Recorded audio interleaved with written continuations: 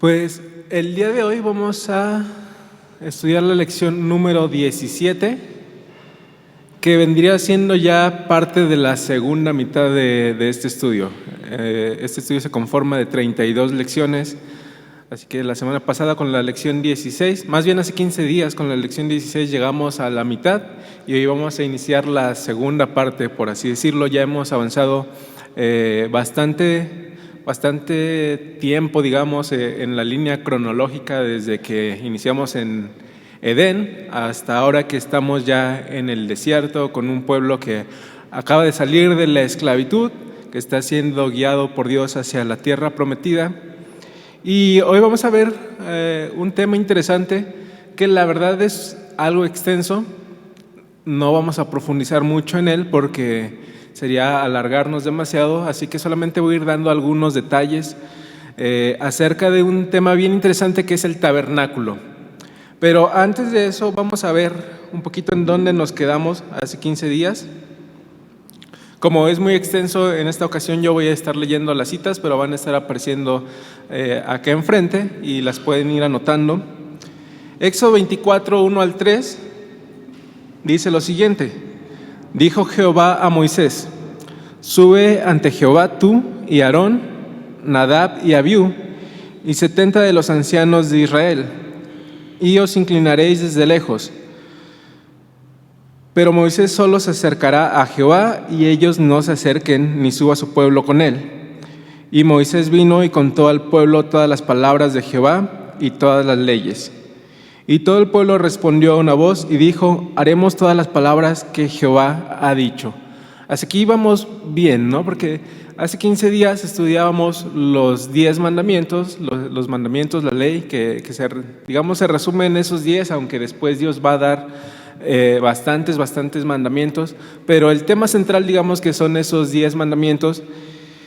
Y lo que podemos notar aquí es soberbia de parte de los judíos, que muy confiados en sí mismos, muy seguros de lo que podían lograr hacer, dicen: haremos todas las palabras que Jehová ha dicho, como si en realidad pudieran cumplirlo. Y en la lección de hoy nos vamos a dar cuenta que en realidad no podían cumplir esas palabras, pero ellos confiaban todavía en su propia fortaleza. Y la ley no fue dada para eso. Vamos a ver que la ley fue dada para que nosotros reconozcamos que somos pecadores, para que nosotros reconozcamos que por nuestra propia cuenta no podemos cumplirla, pero en este caso los israelitas creían que sí. El versículo 7 dice: y tomó el libro del pacto y lo leyó a oídos del pueblo, el cual dijo nuevamente: haremos todas las cosas que Jehová ha dicho y obedeceremos. Vamos a avanzar un poquito. Ahí hay un error de dedo. Este capítulo no tiene 122 versículos. Es en realidad del 12 al 18. Y dice: entonces Jehová dijo a Moisés: sube a mí al monte y espera allá, y te daré tablas de piedra y mandamientos que he escrito para enseñarles. Y se levantó Moisés con Josué, su servidor, y Moisés subió al monte de Dios y dijo a los ancianos: esperadnos aquí hasta que volvamos a vosotros. Y he aquí Aarón y Hur están con vosotros, el que tuviera asuntos acuda a ellos.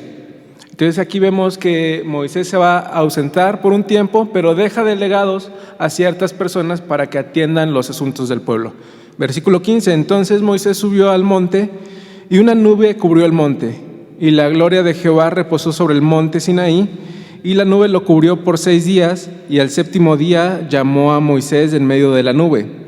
Y la apariencia de la gloria de Jehová era como fuego abrasador en la cumbre del monte, a los ojos de los hijos de Israel. Y entró Moisés en medio de la nube y subió al monte, y estuvo Moisés en el monte 40 días y 40 noches. Entonces este es el cuadro que tenemos hasta aquí. Dios entrega los mandamientos. La soberbia del pueblo de Israel hace decir: los vamos a cumplir a cabalidad, haremos todo lo que Jehová diga. Y ahora vamos a ver un periodo de 40 días en el que Moisés se va a ausentar. Digamos que el líder de ese pueblo, recordemos que eran alrededor de 2 millones de personas, el líder de ese pueblo se ausenta durante 40 días, pero quedan estas palabras ahí, ¿no? Haremos todo lo que Jehová nos diga. Ahora, esto fue como un pequeño repaso para ubicarnos en dónde estamos, en qué tiempo de la historia estamos. Y ahora sí vamos a ver lo que Dios le da, los detalles que Dios le da en estos 40 días. Pero antes vamos a orar, ahora sí vamos a iniciar con nuestra lección. Vamos a orar y vamos a pedir la dirección de Dios. Señor, en el nombre de Jesús te damos gracias a este nuevo domingo. Este es el día que tú has hecho y en él nos regocijamos. A ti venimos para alabarte, para glorificarte y también para escucharte, Señor, a través de tu palabra. Gracias porque podemos estar reunidos, Señor, y te pedimos que nos des entendimiento y nos vayas guiando para tener nuestra fe unos cimientos firmes, para que la comprensión de tu palabra sea cada vez más profunda, más adecuada, y eso nos lleve también a amarte más cada día, Señor. En el nombre de Cristo Jesús, amén. Dios va a dar unos detalles para la construcción de algo que conocemos nosotros como el tabernáculo. Evidentemente no lo vamos a leer ahorita porque es una sección muy extensa en la palabra que abarca los capítulos 24 al 40 de Éxodo y en Levítico también los capítulos del 1 al 7. Entonces obviamente no vamos a poder leerlo, pero si ustedes quieren conocer más detalles acerca de este tabernáculo pueden acudir a estos capítulos y van entonces a ustedes a conocer todos los detalles acerca de esta construcción, que era una construcción que se podía desmantelar, por así decirlo. Era una construcción que, como el pueblo iba avanzando en medio del desierto, se desarmaba. La nube de la presencia de Dios avanzaba y cuando reposaba esa nube, entonces volvían a armar pues todo el tabernáculo. Pero obviamente los que podían hacer esto solamente eran los sacerdotes y los levitas, que podían tocar, digamos, los instrumentos santos. Ellos eran los encargados de armar y de desarmar todo esto. Y es bien interesante, ojalá tuviéramos el tiempo de explicarlo.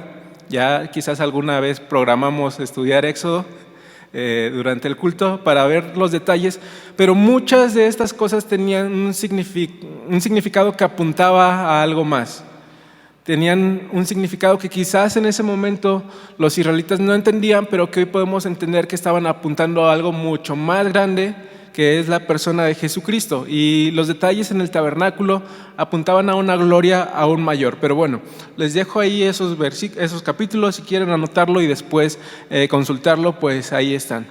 Yo solamente voy a dar las divisiones, las tres principales divisiones de este tabernáculo y detalles, digamos, a grandes rasgos. Y las principales divisiones del tabernáculo son las siguientes. En primer lugar, el atrio o los patios, si quieren entenderlo de esta manera. Y en el atrio se encontraba un altar en donde diariamente iban a estar sacrificando los corderos, los becerros o las tórtolas, de acuerdo a la condición social de cada persona. Y también había una fuente que me parece que era de bronce. De hecho, Dani, ahí tuvimos un error, principalmente yo, porque la lección no se titula el becerro de bronce, sino de oro. Ahí mi cabeza revolvió las cosas. Lo que era de bronce era la fuente, no el becerro, que vamos a ver más adelante. Y estos dos elementos que había ahí en los atrios servían de alguna manera como un ritual, por así decirlo, en donde se ofrecían los sacrificios de todo el pueblo. El sacerdote iba y sacrificaba diferentes sacrificios que también no tenemos tiempo para explicar cada uno de esos sacrificios. Había ofrendas de paz, había ofrendas, digamos, personales, había ofrendas familiares y bueno, varios tipos de ofrenda. Y una ofrenda que se celebraba una vez al año, que era la ofrenda, digamos, por todo el pueblo. Entonces en el atrio estaba este sacrificio, pero también había una fuente en donde cada sacerdote que iba a entrar al lugar santo se tenía que purificar. Entonces esto era, digamos, el patio que estaba ahí en el tabernáculo, y después nos encontramos con el lugar santo, ya ahora sí dentro del tabernáculo. En el lugar santo había unos panes que representaban a las 12 tribus. Eran 12 panes con los cuales también los sacerdotes se podían alimentar, únicamente ellos. y tenían que estar cambiándolos constantemente, pero estos 12 panes representaban de alguna forma la provisión de Dios, pero también representaban a cada una de las 12 tribus del pueblo de Israel. Un altar para quemar incienso, que el incienso obviamente siempre está relacionado con los sacrificios a Dios, y un candelabro que alumbraba el lugar. Básicamente eran los elementos principales que encontrábamos ahí en el lugar santo, en donde podían entrar los sacerdotes. Ahora hay todavía una división, digamos un poco más pequeña y de alguna manera más privada, en donde solamente podía entrar el sumo sacerdote. Cada vez se iba reduciendo más el acceso a estos lugares, y en el lugar santísimo, que es la tercera parte, estaba el arca del pacto que contenía las tablas de la ley. No sé qué también alcanzan a apreciar ustedes. Esta es una representación del arca del pacto. El arca del pacto estaba cubierta de oro. Dentro del arca del pacto estaban las tablas de la ley, que habían sido en un principio escritas por el dedo de Dios, aunque después Moisés las rompió y ya no eran, digamos, las originales, pero ahí se encontraban las tablas de la ley y lo cubrían 2 querubines. Los querubines en el lenguaje bíblico representan protección. Recordemos que cuando Adán y Eva son expulsados del Edén, había un querubín con una espada que, digamos, protegía el lugar para que nadie volviera a entrar. Los querubines representan protección y de alguna manera ahí estaba resguardada la presencia de Dios. Era el lugar más santo, era el lugar en donde Dios se manifestaba y era el lugar en donde solamente el sumo sacerdote podía tener acceso una vez al año. Y el sacerdote lo que iba a hacer es rociar la sangre del sacrificio que se había ofrecido por todo el pueblo. Entonces aquí lo tenemos un poquito más detallado. Una vez al año el sumo sacerdote traía la sangre del sacrificio y la rociaba encima de la tapa del cofre. La sangre confirmaba que ya se había hecho el sacrificio de los pecados del pueblo. Nadie podía entrar al lugar santísimo, solamente el sumo sacerdote, no sin antes haberse purificado a sí mismo. Había una división en una cortina, digamos, muy gruesa entre el lugar santo y el lugar santísimo, tan gruesa y tan pesada que el sumo sacerdote tenía que entrar de rodillas.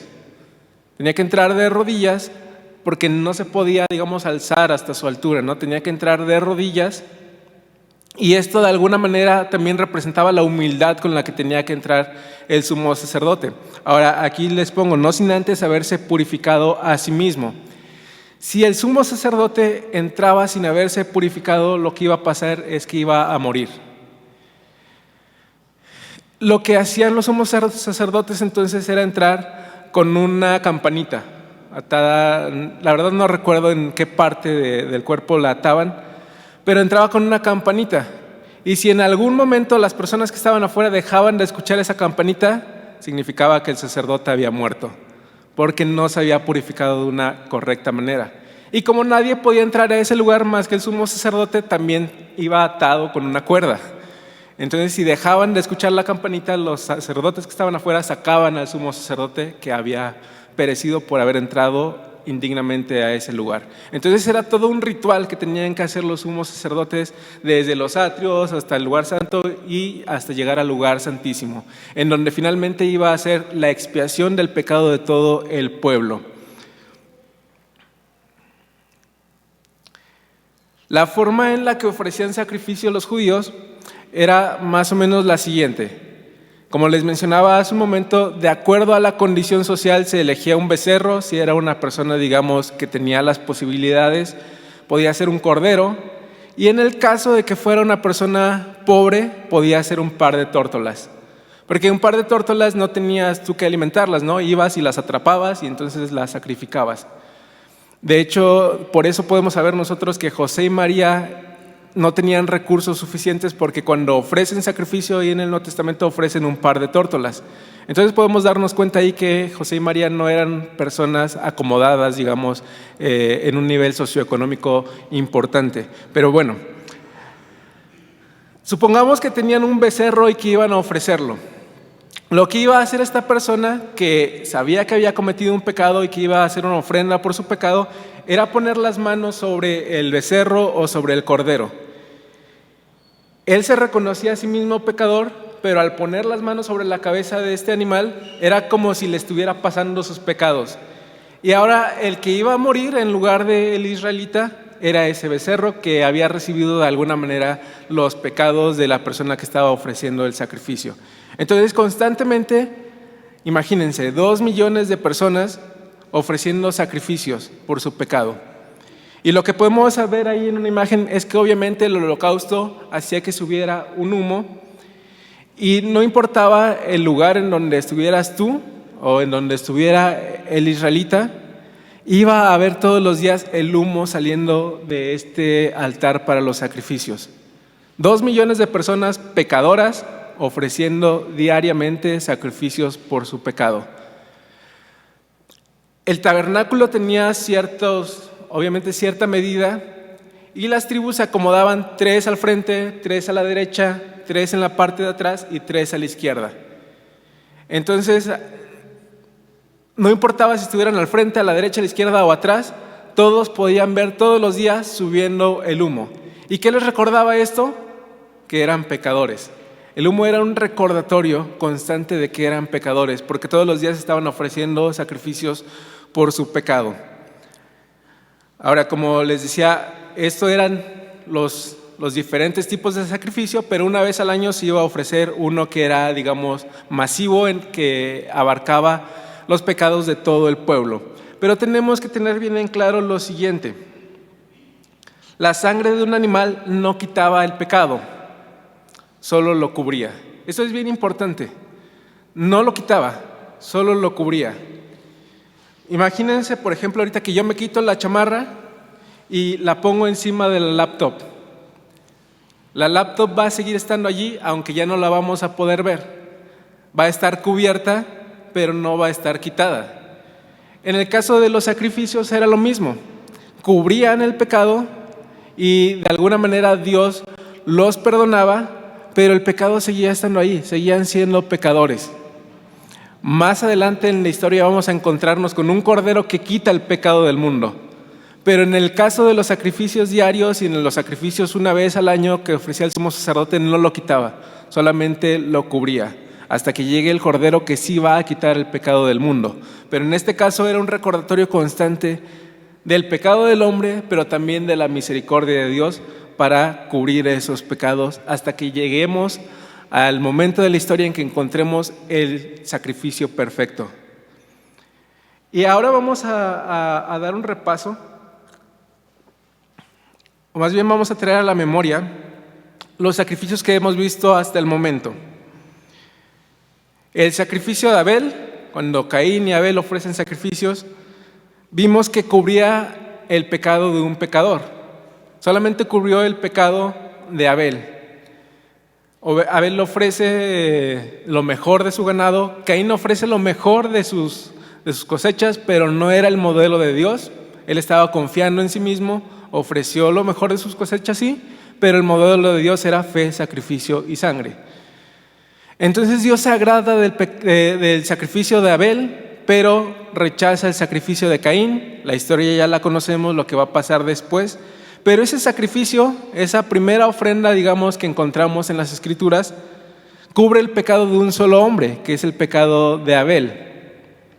Sí es cierto que anteriormente habíamos visto que hubo un sacrificio de un inocente en el Edén para cubrir a Adán y a Eva, pero ese sacrificio no lo realizó ni Adán ni Eva, ese sacrificio lo realizó Dios mismo. Entonces el primer sacrificio que encontramos ya de forma voluntaria es el sacrificio de Abel, y solamente alcanzó para cubrir una persona. Más adelante en la Pascua, cuando el pueblo judío sale de la esclavitud que había tenido por 430 años en Egipto, vamos a encontrar un sacrificio que alcanza para toda una familia.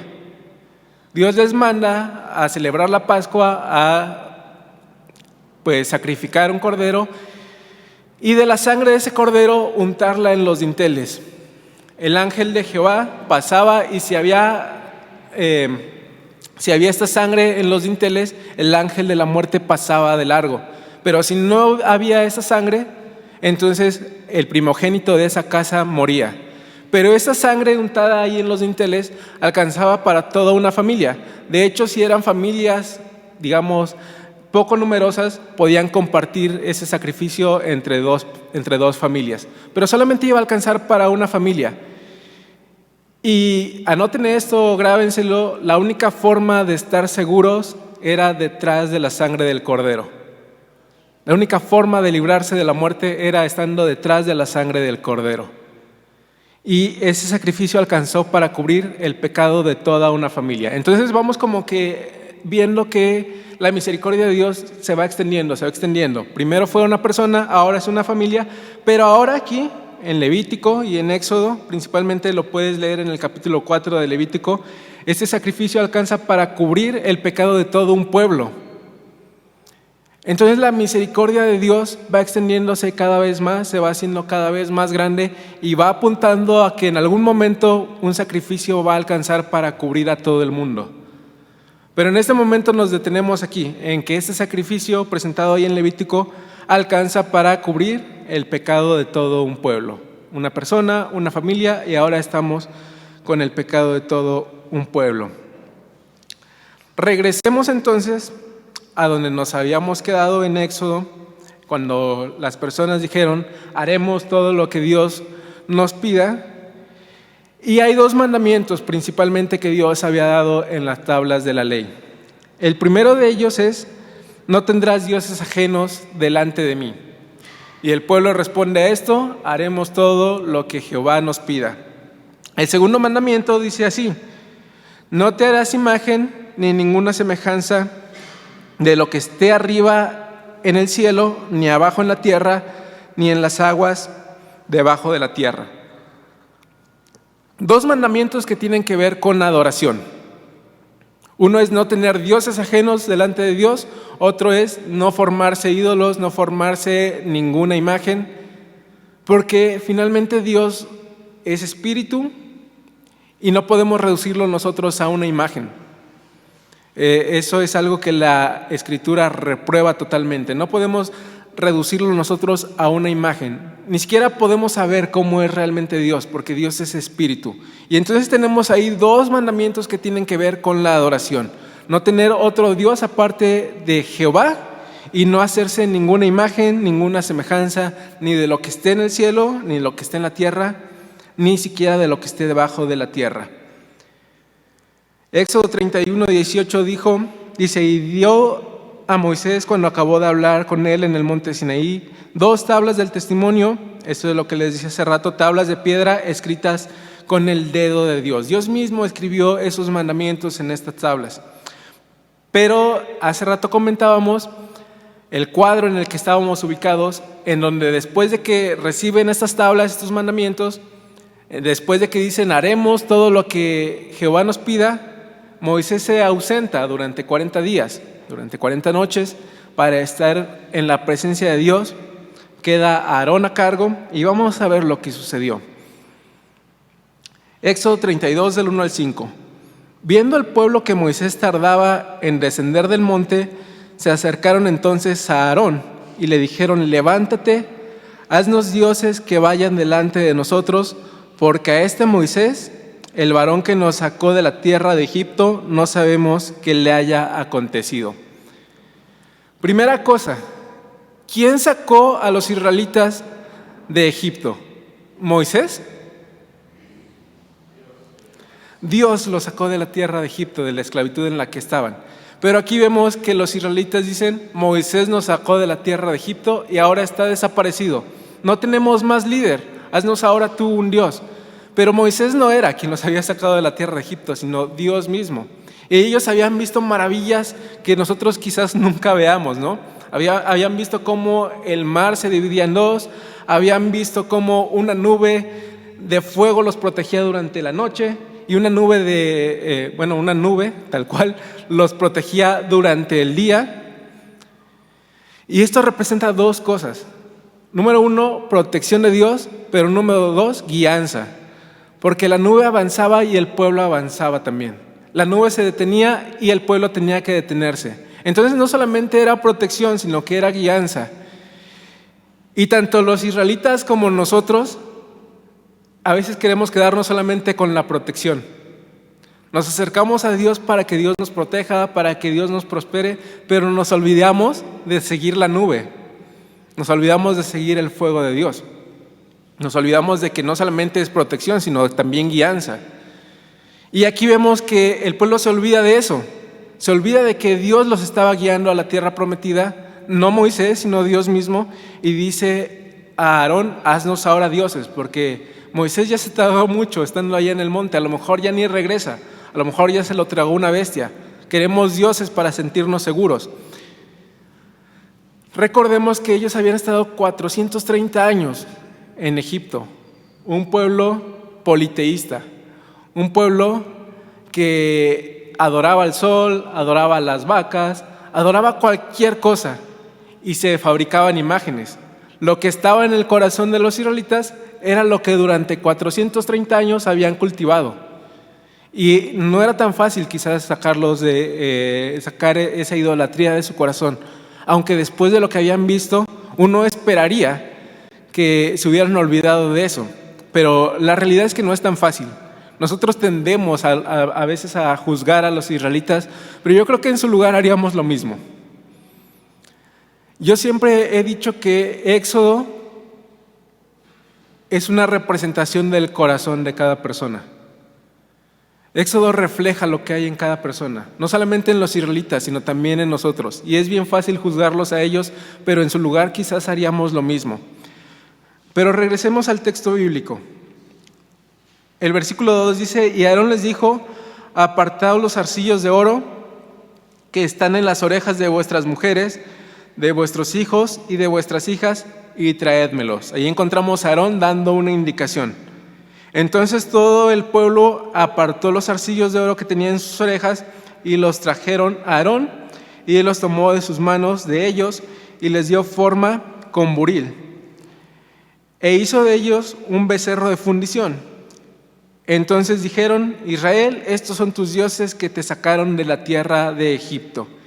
Y viendo esto, Aarón edificó un altar delante del becerro y pregonó a Aarón y dijo: mañana será fiesta para Jehová. ¿Se dan cuenta aquí el sincretismo que hay? Había dos mandamientos que habíamos visto: no tendrás dioses ajenos delante de mí y no te harás imagen ni semejanza de nada. Y esos dos mandamientos que los israelitas habían dicho: haremos todo lo que Jehová nos pida, los cumplen, más bien los incumplen en la primera oportunidad que tienen, y se hacen un dios ajeno delante de Jehová, y además se hacen imagen de algo que está en la tierra, que es un becerro.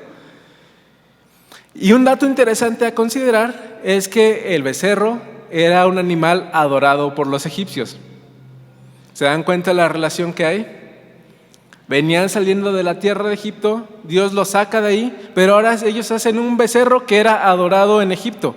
Y aquí encontramos un sincretismo porque ya se hicieron este becerro, pero ahora dicen: haremos fiesta para Jehová. Entonces es algo incongruente ahí, porque señalan que ese becerro es el Dios que los sacó de la tierra de Egipto, pero por otro lado dicen: vamos a hacer una fiesta para Jehová. Es un sincretismo, es una mezcla ahí, y es un incumplimiento de la ley que Jehová les había dado y que ellos habían creído que la podían cumplir a cabalidad, pero nos damos cuenta de que no es así. Versículos 7 y 8. Entonces Jehová dijo a Moisés: anda, desciende, porque tu pueblo que sacaste de la tierra de Egipto se ha corrompido. Pronto se han apartado del camino que yo les mandé, se han hecho un becerro de fundición y lo han adorado. Y le han ofrecido sacrificios y han dicho: Israel, estos son tus dioses que te sacaron de la tierra de Egipto. Yo estoy leyendo la Reina Valera, no sé si alguien tenga otra versión, pero me parece que en otras versiones, en lugar de decir buril, en los versículos que leímos anteriormente, dice cincel. Entonces encontramos ahí a Aarón dándole forma, golpeando. Obviamente no tenía los instrumentos que tenemos ahora, pero encontramos a Aarón dándole forma a ese becerro. Y aquí Dios también dice: ellos se han hecho este becerro de fundición. Hay una actividad. Eso es importante que lo tengamos en cuenta para lo que vamos a ver más adelante. Éxodo 32, 17 al 28.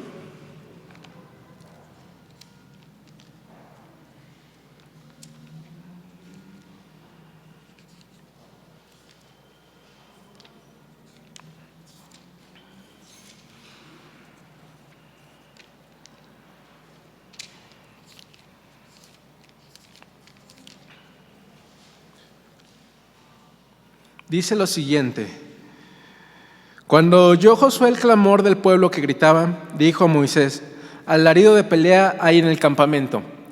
Recordemos que Josué había subido, pero se había quedado en un lugar en donde ya no había podido avanzar más, y el único que había entrado a la presencia de Dios era Moisés. Dios le dice a Moisés: desciende porque este pueblo se ha corrompido. Hasta este momento Josué no tiene un panorama completo y escucha un alboroto en el campamento de los israelitas y piensa que hay una pelea. Entonces dice: cuando oyó el clamor del pueblo que gritaba, dijo a Moisés: alarido de pelea hay en el campamento. Y él le respondió: no es voz de alaridos de fuertes, ni voz de alaridos de débiles, voz de cantar oigo yo. Es decir, la celebración que habían hecho supuestamente en honor a Jehová. Y aconteció cuando él llegó al campamento y vio el becerro y las danzas, ardió la ira de Moisés y arrojó las tablas de su mano y las quebró al pie del monte. Encontramos aquí el carácter de Moisés, aunque era el hombre más manso, que a veces también enardecía. Y un poquito aquí se parece al carácter de Pedro, ¿no? Impulsivo. Se dio cuenta de lo que estaba haciendo el pueblo y quiebra las tablas que Dios mismo había escrito con su dedo. Eso es un impulso de parte de Moisés que yo creo no debió haber hecho, y que más adelante vamos a ver que ese tipo de arranques le va a costar mucho a Moisés. Pero aquí encontramos esto, digamos, de alguna manera vemos el lado negativo, un arranque de ira, pero por otro lado vemos un rasgo positivo, que era el celo que ardía en la vida de Moisés, un celo por Dios, que cuando se dio cuenta de que estaban, digamos, traicionando a Dios, de que ahora estaban idolatrando al becerro, arde el celo de Moisés. Y tomó el becerro que habían hecho y lo quemó en el fuego y lo molió hasta reducirlo a polvo, que esparció sobre las aguas, y lo dio a beber a los hijos de Israel. Y dijo Moisés a Aarón: ¿qué te ha hecho este pueblo que has traído sobre él gran pecado? Y fíjate lo que va a responder Aarón. Y respondió Aarón: no se enoje mi señor, tú conoces al pueblo que es inclinado al mal, porque me dijeron: haznos dioses que vayan delante de nosotros, porque este Moisés, el varón que nos sacó de la tierra de Egipto, no sabemos qué le haya acontecido. Y yo respondí: ¿quién tiene oro? Apartadlo. Y me lo dieron y lo eché en el fuego. ¿Y qué dice? Salió este becerro. O sea, lo aventó en el fuego, y como por arte de magia apareció un becerro, dice Aarón, ¿no? Cuando en versículos anteriores vimos que Aarón agarró un buril o un cincel, ya no supe si por ahí tuvieron otra versión. Agarra un cincel y le da forma, pero ahora dice: pues yo lo aventé ahí y salió como por arte de magia, casi diciendo: fue Dios mismo quien nos dio este becerro, ¿no? Pero nos damos cuenta de que de alguna manera Aarón reconoce, aunque quizás sin quererlo, que él les pidió el oro, es decir, él accedió a sus peticiones.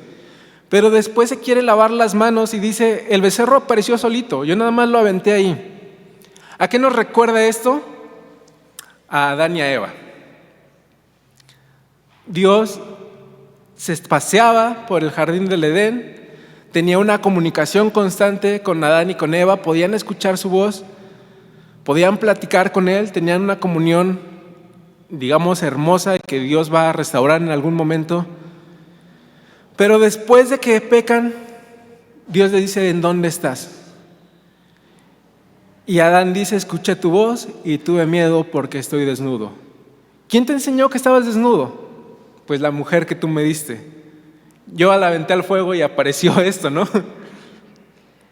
A ver, Eva, ¿qué pasó? Pues la serpiente.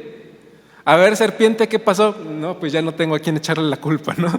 Se quedó sin a quién echarle la culpa a la serpiente, pero nos damos cuenta de esto.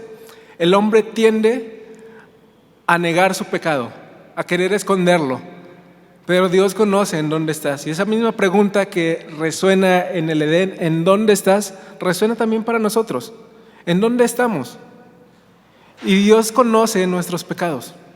Dios conoce lo que hemos hecho, y aunque nosotros a veces intentamos justificarnos, Dios sabe las verdaderas razones del por qué pecamos y no podemos ocultarlas delante de Él. Entonces aquí encontramos a Aarón teniendo la misma actitud que tuvo Adán y que tuvo Eva.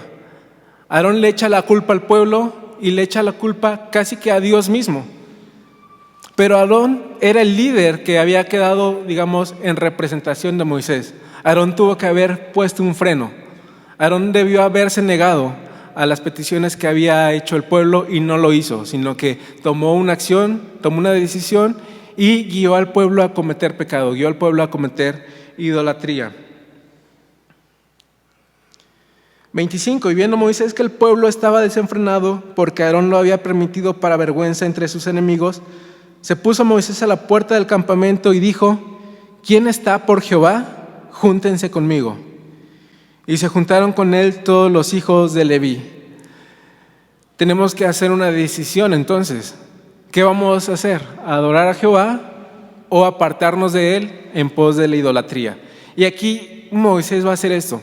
Júntense los que están a favor, o más bien los que están en pos, los que quieren seguir a Jehová, y los que no. Y él les dijo: así ha dicho Jehová, el Dios de Israel: poned a cada uno su espada sobre su muslo, pasad y volver de puerta a puerta por el campamento, y matad cada uno a su hermano y a su amigo y a su pariente. Y los hijos de Leví lo hicieron conforme al dicho de Moisés, y cayeron del pueblo en aquel día como 3,000 hombres. Es una historia realmente triste. El pueblo es incapaz de salvarse a sí mismo y de obedecer a Dios por sus propias fuerzas, aunque exista arrogancia de decir sí podemos hacerlo. Ya vimos en esta historia que no es posible hacerlo.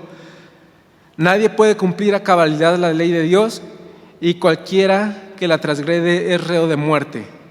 El pecado siempre va a dar luz, muerte. Y aquí lo vemos. Ese día en el campamento murieron alrededor de 3,000 personas.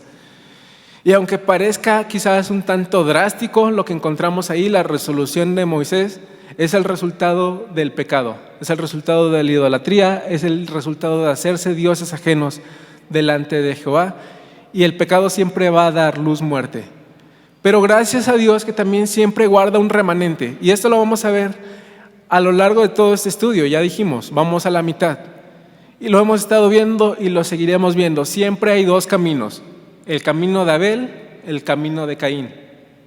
El camino del pueblo que se mantuvo firme, el camino del pueblo que se fabricó un becerro de oro.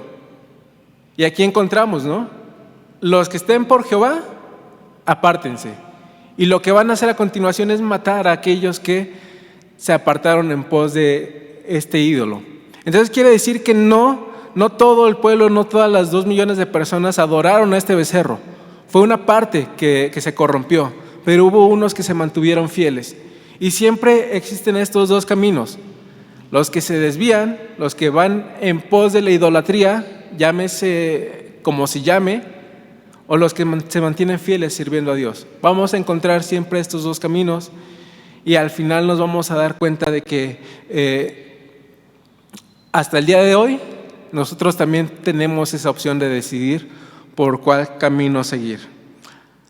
Hasta aquí vamos a detenernos el día de hoy. La semana pasada toca un pequeño repaso, pero como todavía tenemos tiempo, vamos a ir a las preguntas. Creí que tal vez no nos daba tiempo, pero vamos a ir a las preguntas. Nada más déjenme... Dani, ¿me podrías pasar uno de los libros que están allá atrás, por favor, para poder hacer las preguntas?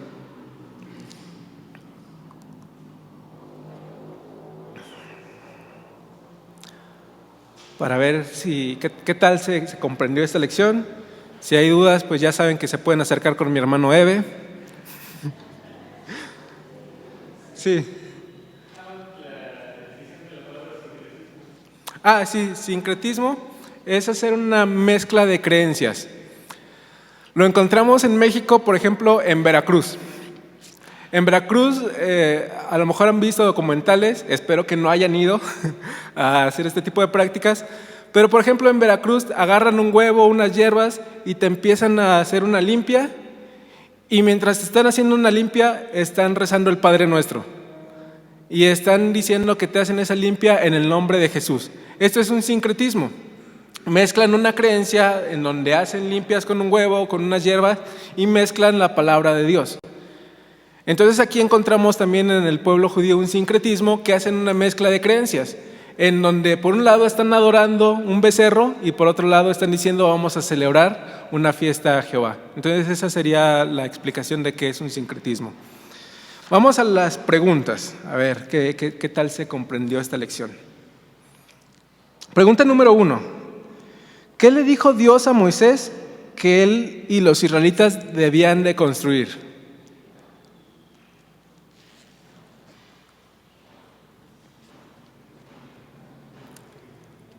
¿No? Fue el tema principal. El tabernáculo. Algo interesante del tabernáculo es que tenía medidas establecidas por Dios, tenía una sola puerta, un solo acceso, y todo tenía que ser conforme a lo que Dios había decretado. Y eso nos evoca obviamente también al arca, ¿no? Que el arca también tenía sus medidas correspondientes dadas por Dios y que también tenía solamente un acceso. Entonces, cada instrucción que Dios da se tenía que seguir al pie de la letra y nos estaba apuntando a algo mayor también.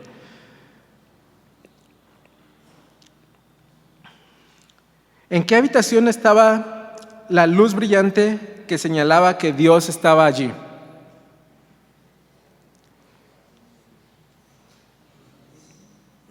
Exacto, en el lugar santísimo es donde estaba el arca del pacto y en donde se manifestaba la gloria de Dios, que era esta luz brillante. No se manifestaba todos los días, pero ahí se podía entender que estaba la gloria de Dios. Número 4, y esto tiene que ver con todo lo que hemos visto hasta hoy. ¿Satisfacía Dios la sangre de los animales como pago por el pecado? ¿Qué dices, Doris? Ok, los cubría, pero no los satisfacía. La sangre de los animales nunca podía pagar el pecado. Hasta lo que hemos visto el día de hoy, ¿cuál es el único pago por el pecado? La muerte. La muerte es el único pago por el pecado. ¿Pueden los pecadores acercarse a Dios de la manera en que quieran? ¿Cómo tienen que acercarse, hermano? Ok, pero esa purificación viene de una instrucción de parte de Dios. Entonces la única forma de acercarse a Dios es con los medios que Dios ha provisto y con las indicaciones que Él nos da. Esa también es una pregunta, digamos, que se entiende de acuerdo a todo lo que hemos visto hasta hoy. ¿Cómo podemos conocer el camino hacia Dios?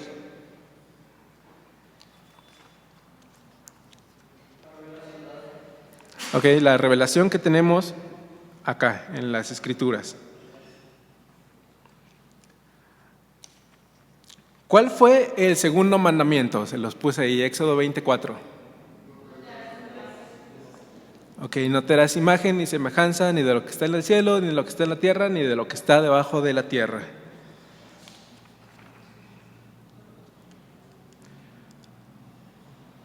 ¿Cuál fue el compromiso que hizo el pueblo israelita en cuanto a la obediencia? No sé, sí. Ok, soberbiamente dijeron, haremos todo lo que Jehová ha dicho. Pero entonces, mientras Moisés se quedó en el monte, ¿qué hicieron los israelitas en el campamento? Un becerro, pero ¿qué era ese becerro? Un ídolo. Se corrompieron tras la idolatría. Ahora, ¿cómo era posible que los israelitas abandonaran al Dios vivo para adorar a un ídolo?